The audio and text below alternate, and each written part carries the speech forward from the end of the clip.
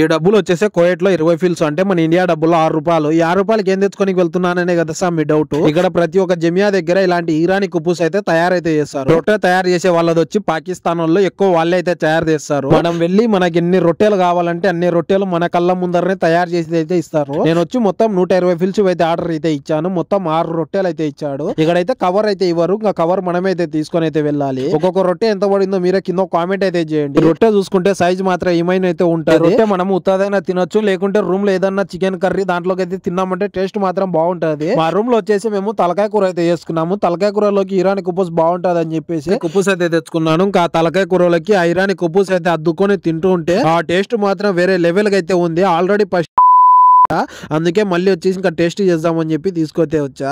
ఈ ఇరానీ కుప్పూస్ మన ఇండియాలో పులకాలు ఉంటాయి కదా, సేమ్ అలాగే అయితే ఉంటది. ఆ తలకాయ కూర అంటే మీకు ఎంతమందికి ఇష్టమో కింద కామెంట్ అయితే చేయండి. చూస్తున్నారు కానీ సబ్స్క్రైబ్ చేసుకోకుండా సబ్స్క్రైబ్ చేసుకోవచ్చు కదా.